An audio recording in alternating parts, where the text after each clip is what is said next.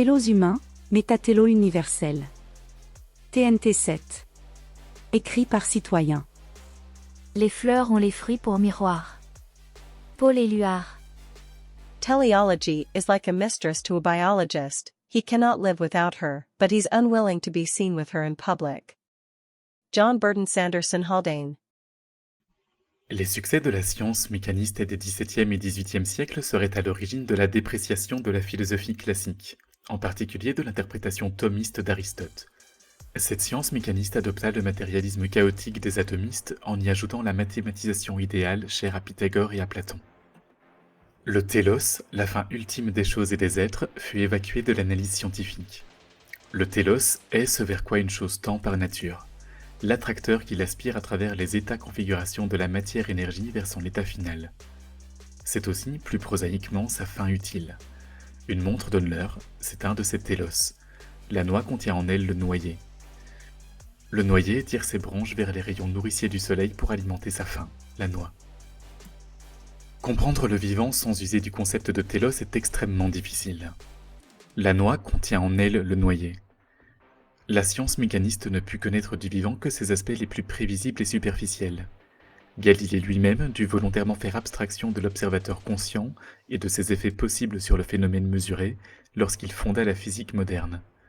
Ainsi, au lieu de voir dans les interactions des particules élémentaires une vaste chorégraphie tendant vers quelque part, la science mécaniste y vit un mosh-pit de chocs et contre-chocs déterministes, mais intrinsèquement dénués de sens.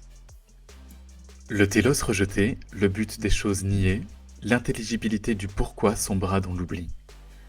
Pour bien des raisons, quelques-unes valables, l'essence et le télos de l'homme furent remis en cause. Comme ils perdirent de vue la fin de l'homme, les philosophes politiques se tournèrent exclusivement vers ses origines afin d'organiser la société et de fonder un droit naturel nouveau. Ces grands hommes, Machiavel, Hobbes, Locke, tenaient aussi à actualiser la puissance de l'homme dans ce monde, plutôt que de patienter pour la venue de la cité de Dieu. Les anciens prenaient leurs repères les yeux rivés sur les étoiles. Les modernes décidèrent volontairement de fixer l'horizon. Cette entreprise culmina en la notion que la nature de l'homme est d'être infiniment perfectible. Ces dernières décennies ont toutefois vu un renouveau d'intérêt pour le concept de téléologie se manifester dans les sciences de la vie. Loin de moi la volonté de tromper le lecteur et de lui faire croire que la téléologie est acceptée par la majorité des biologistes, ni même par une minorité significative. Non, cet intérêt ne représente que les balbutiements d'une redécouverte qui ne sera peut-être pas stérile, ni dénuée d'importance pour la philosophie politique. Il faut toutefois se garder de sombrer dans la pensée téléologique de premier niveau, qui obscurcit, dévoie ou nie simplement le processus d'évolution darwinienne par mutation aléatoire et sélection naturelle. Il faut aussi absolument se libérer de la fausseté, voulant que si un processus est téléologique, il soit nécessairement prédéterminé et absolument prévisible. L'algorithme n'est pas le résultat. Intentionnalité et complexification progressive. Nous ne toucherons qu'à deux aspects de l'exploration scientifique contemporaine de la téléologie, puis nous évaluerons comment cette téléologie pourrait devenir philosophiquement normative. Les systèmes vivants agissent avec intention.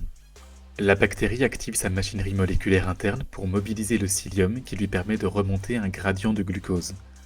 Mais à ce niveau, on peut présumer que toute l'action est instinctive, animée, mais irréfléchie.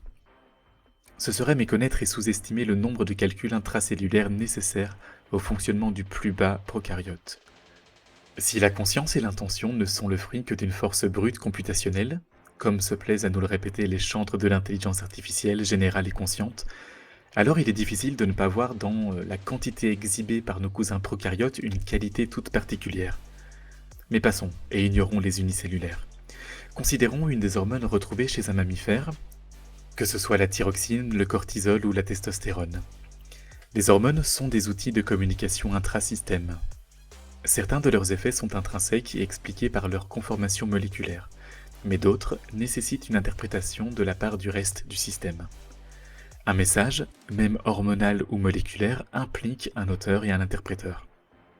Une hormone est sécrétée en réponse à une modification de l'environnement, ce qui enclenche à distance, et après avoir été interprétée comme signal pertinent par les cellules dont elle devait modifier le comportement, les changements nécessaires pour maintenir l'homéostasie de l'organisme. Le but proximal de l'hormone est de déclencher une série de modifications physiologiques précises.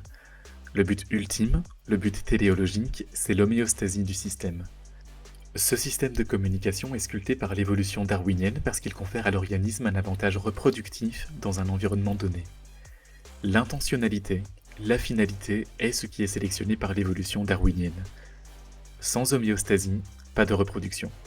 Sans finalité intrinsèque au système, pas de sélection.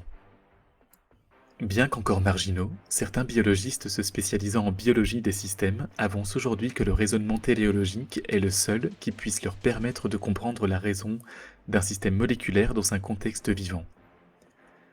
Ces modules moléculaires collaborent au maintien de l'homéostasie d'un tout, l'être vivant, sans lequel il serait non seulement sans raison, mais ne serait même pas du tout. La chaîne de causalité n'est pas simplement ascendante, de la partie vers le tout. Le rôle de la partie repose sur sa position au sein du tout et des relations qu'elle entretient avec les autres parties constitutives du système en entier. Les biologistes refusant a priori de reconnaître l'existence d'un processus régissant ces interactions ascendantes et descendantes, une intentionnalité, font souvent référence à des propriétés émergentes. Malheureusement, cette émergence magique fait souvent penser à l'éther de la science des âges passés. On nous donne un mot, comme on donne un os décharné à un chien. Rien ne nous explique en quoi consiste exactement cette émergence, ce qu'elle fait apparaître au monde, son statut ontologique et sa relation avec l'énergie matière. Les plus audacieux la relient justement avec le concept d'information. Or, nous y revoilà. Qu'est-ce que l'information sinon une intention de communiquer? Et qu'est-ce que l'intention si elle n'a pas de fin, de télos? On peut parler de téléologie dès qu'un système donné agit en vue de quelque chose. Si un agent anticipe un but avant d'entreprendre une action, ou qu'un système a un mécanisme de maintien de l'homéostasie malgré des fluctuations de l'environnement, il est difficile de ne pas parler de téléologie. C'est ici une téléologie bornée, limitée au système vivant et ses relations avec son environnement.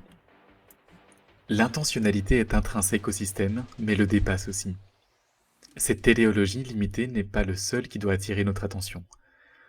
Il en existe une autre, pour ainsi dire plus retirée, plus obscure, mais à certains égards plus facile à appréhender. Une métatéléologie de la complexification universelle.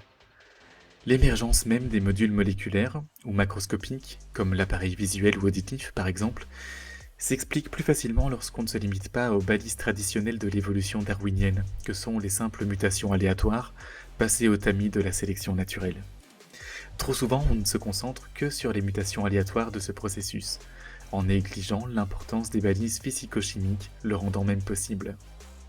Ces balises interdisent ou autorisent toutes sortes de formes de vie et font converger les phénotypes vers une gamme de fonctionnalités. Ces balises sont déterminées par les lois fondamentales de notre univers, passant de la constante gravitationnelle à la masse d'un électron, sans lesquelles il semble clair qu'aucune structure complexe, et possiblement aucun atome, ne puisse exister. Les valeurs numériques précises de ces constantes jouent un accord précis ayant permis à la matière d'émerger et se complexifier.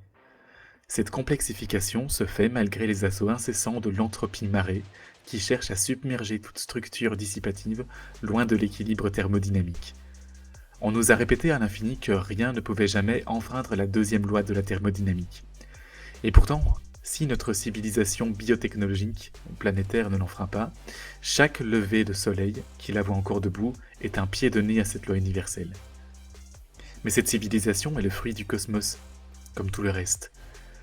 Malgré l'homogénéisation de la deuxième loi, des pochettes de complexité s'épanouissent.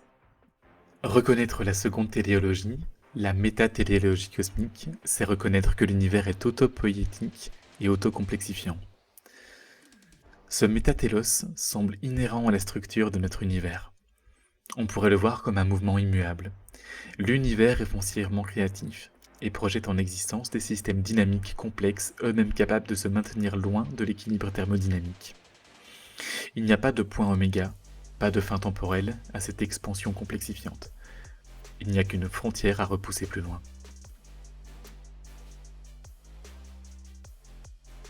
La première téléologie abordée ici est l'intentionnalité se manifestant dans le comportement des systèmes biologiques. Cette téléologie faible est bornée plutôt que fondamentale. Elle est localisée où demeure la propriété d'un système biologique donné, potentiellement à plusieurs niveaux d'analyse, moléculaire, cellulaire, individuel, écologique. Le métaténos fait référence à la complexification universelle elle-même. Pour parler comme un ancien, cette loi naturelle est en dehors du devenir cosmique, mais s'actualise en lui. Comme la vie biotechnologique terrestre qui en découle inclut les structures les plus complexes connues de l'univers, ceci revient à dire que la vie est le résultat du métatélos. La destination ultime est inconnue. Toutes les nouvelles fonctions, formes de vie qui émergeront sont inconnues, mais la direction est là. Nous pouvons encore nous orienter avec les étoiles, sachant que l'horizon se dérobera toujours à notre vue.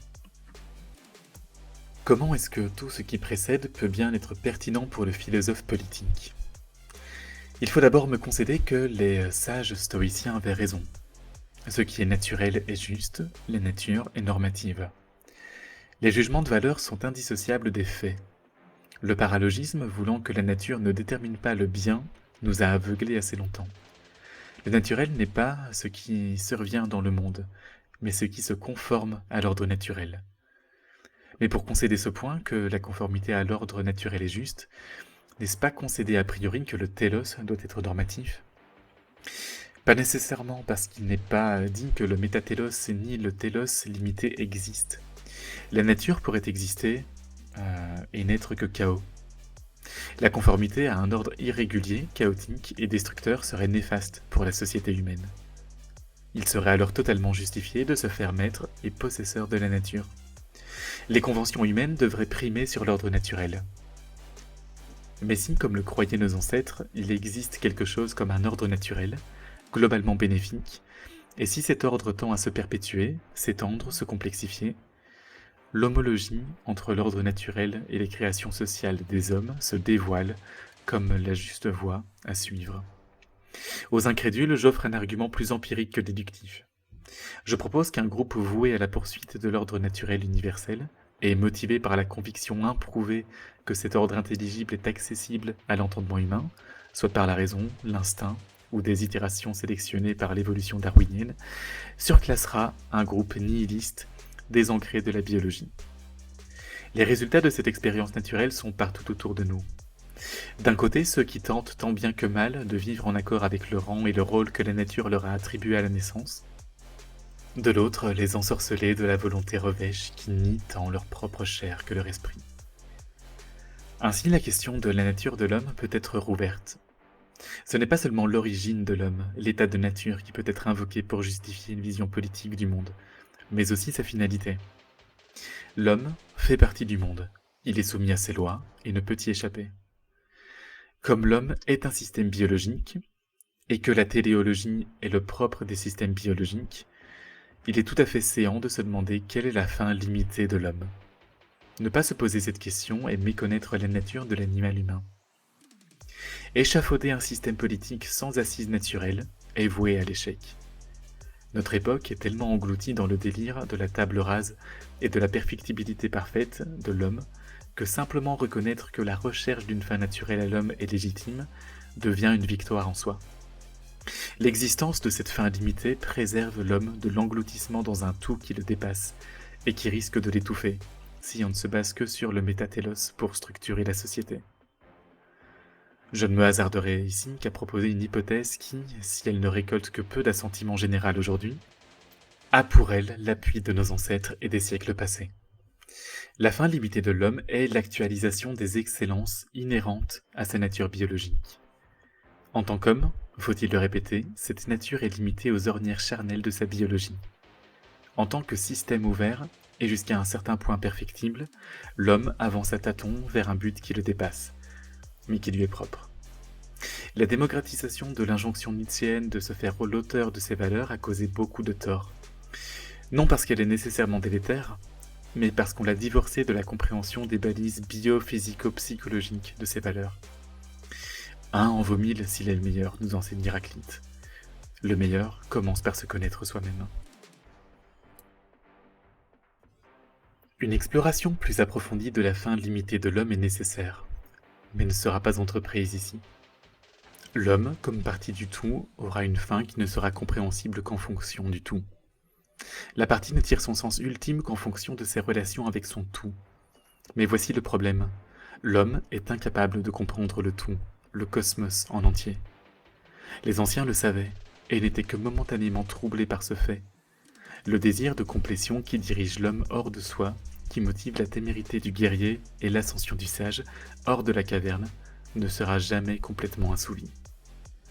Comprendre qu'il existe un métatélos, une direction générale de complexification universelle et d'extension du domaine du possible, permet de mettre l'homme en relation avec le tout cosmique. Parmi tous les êtres sur cette terre, quel est le seul, le plus à même d'agir pour préserver et étendre le royaume de la vie? L'homme.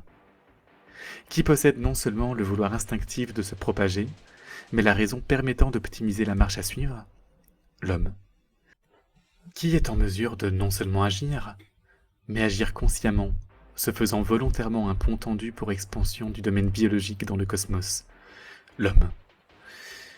Voilà le dire oui à la vie naturelle. L'homme comme berger de la vie. L'expansion humaine au-delà des confins de cette terre est le résultat naturel et juste des forces de la nature. Limiter ou ralentir cette expansion sous prétexte que les sommes qui y seraient investies pourraient être déployées à des fins humanitaires est immoral, parce que contre nature. Le métatélos, la complexification universelle, peut-elle être normative? Oui. Cela donne de l'importance à l'étude des conditions de sa réalisation.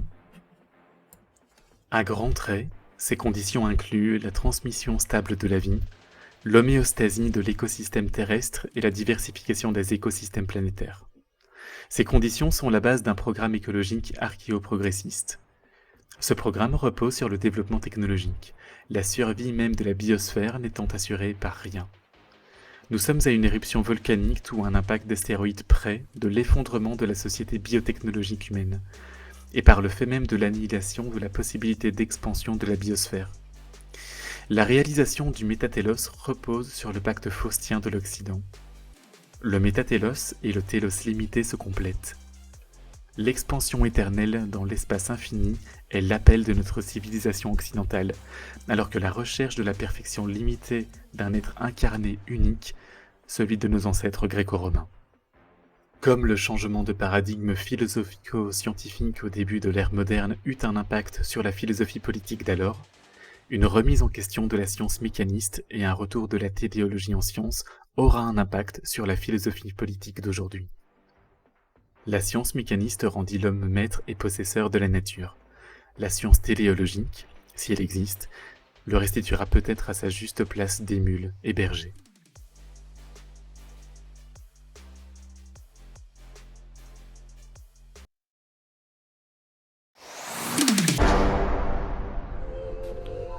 Cet audio vous a plu? Abonnez-vous à notre chaîne afin de recevoir tout notre contenu et soutenez-nous sur Tipeee, le lien est dans la description.